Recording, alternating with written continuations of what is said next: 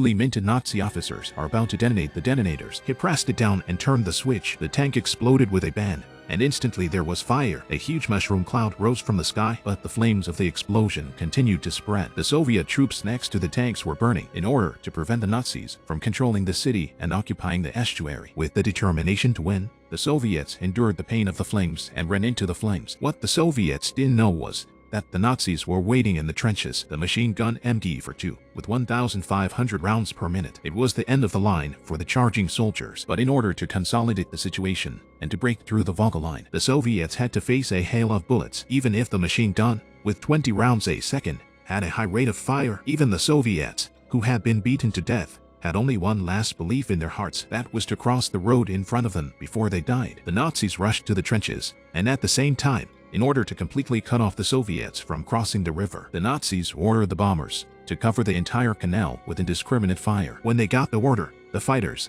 like wild horses, swooped down vertically. They swooped down vertically and fired wildly at the Soviets crossing the river. The Soviets are now on the chopping block, ready to be slaughtered. The sound of warplanes circling in the air is a desperate death wish. No one knows if they'll be killed next, or if they'll be destroyed. But none of this will sway the Soviets. If this battle doesn't stop the Nazis from attacking, then the future will be devastating. Watching the bombers mercilessly kill the Soviets crossing the river, the Nazis begin to swell. Unbeknownst to them, a Soviet task force had already infiltrated the command building and found the Nazis' temporary command room. They threw a grenade into the room, and then, at the moment of the bang, they opened fire with their submachine guns. The Nazi soldiers who reacted nearby immediately began to counterattack. The communication soldier on the floor was killed by the grenade. The Soviets, who had heard the news, swept away the Nazi soldiers who had thrown mines in the building. The Soviets had just taken over a ruined building on the shore. Before they had a chance to repair the building, a new urgent mission came over the radio, requesting that the building be guarded for 3 days until the main body of the army had crossed the river. The Soviets had to scavenge and clean up the Nazi corpses in order to ensure that they had enough ammunition to cope with the ensuing danger. This scene was clearly seen by the Nazis through binoculars. Enraged,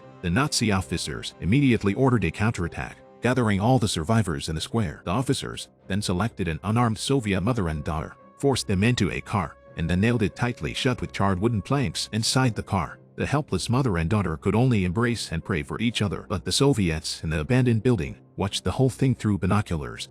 The Soviet mother and daughter were actually burned alive by the Nazis with fire. It turned out that Nazi soldiers had randomly selected a helpless Soviet mother and daughter. Then they forced them into the car. The Nazi soldiers immediately activated their flamethrowers. The flames burned the mother and daughter alive. This scene was clearly seen by the Soviet task force in the abandoned building. The Nazis' action completely enraged the Soviets. Even though there were many enemies, the task force didn't hesitate to pick up their rifles. The rifles were loaded and the Spitfires were killed instantly. After avenging the Soviet mother and daughter, the team's fighting spirit was completely ignited. Everyone grabbed their guns and rushed out the door of the abandoned building. There's only one goal this time. There must not be a single Nazi alive inside. In the mist, a Soviet soldier picked up a shovel in the ruins, avoided the Nazis' attack, and at the same time pounced on the shovel with his backhand, and then kicked the Nazi to fly, and made up for it with a blow in the air. In the heat of battle, the Nazis were retreating. Immediately, the mortars were ordered to open fire to cover the retreat of the Nazis. The victorious Soviets had to take cover in the trenches. News of the task force's victory over the Nazis spread. The Soviets who had crossed the river regrouped,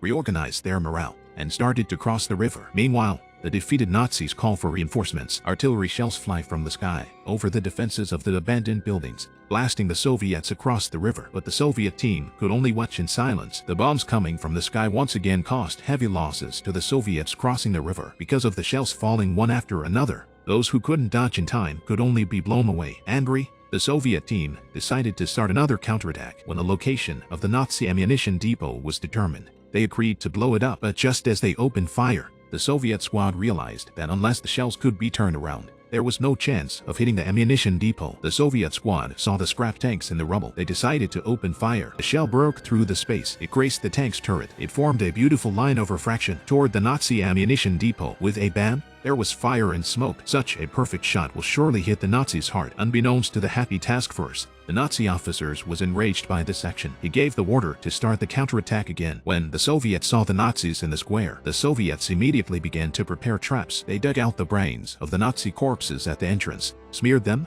and then covered them up with the corpses. The Nazis, with high morale, immediately began to attack, but soon after entering the ruins, they were taken by surprise by Soviet troops hiding under the corpses. The Nazis were killed one by the Soviets, who were quick and accurate with their swords. At some point, the Nazis managed to get around to the back and capture a Soviet prisoner. The Nazis took him back and prepared to torture him into revealing the fire distribution map of the abandoned building. The Soviet prisoner deliberately lured the Nazi colonel close to him, claiming that he was going to betray his teammates in exchange for a chance to live. The colonel relaxed his guard and immediately leaned forward to listen. He held his head and drew his sword in one fluid motion. White knife in, red knife out, stabbed the Nazi colonel 10 times. Reacting Nazi soldiers rushed to fire their guns. The colonel, who felt his life slipping away, still said it was a minor incident. Don't be alarmed, soldiers, don't be alarmed. Then the colonel died. After the colonel's death, the captain became the largest officers in the building. In order to destroy the Soviets and the abandoned building, the captain immediately gathered all the tanks and prepared to fight the Soviets to the death. The tankmen who received the order swore that there would be no problem, and that they would blow up the Soviets without fighting a single body. The task force in the ruins was totally confused when they saw it. The traveling tanks were the end of the Soviets, ignoring any obstacles and leaving no grass wherever they passed. The smoke was a relentless wake-up call. The Nazi soldiers followed slowly behind the tanks. The blackened tanks lined up, aiming all their barrels at the Soviets in the abandoned building, with the Nazi officers covering his ears. The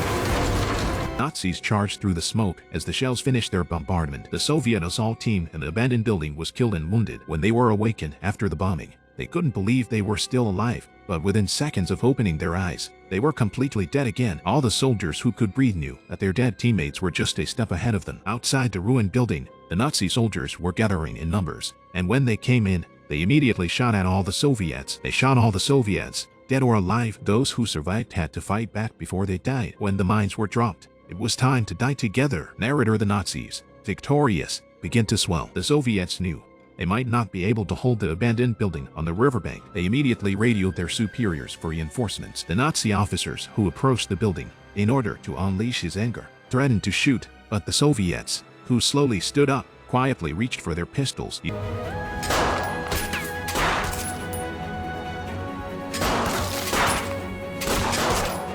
We shoot and I shoot each other back and forth. Finally, both of them fell in a pool of blood at the same time. The soldier who survived rushed to hold on, but the dying Soviet knew he was dying, immediately ordered to get on the radio and call for reinforcements. Go. Дон!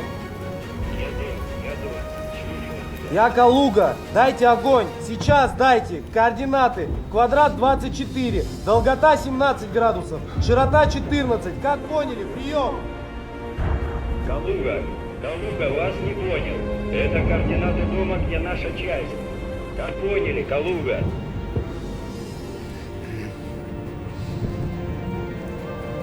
Это мы вызываем, дайте огонь!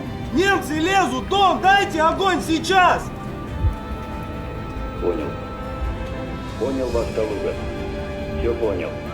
这便是二战中最具有转折性的重要战役之一的斯大林格勒战役。热爱和平，从我做起。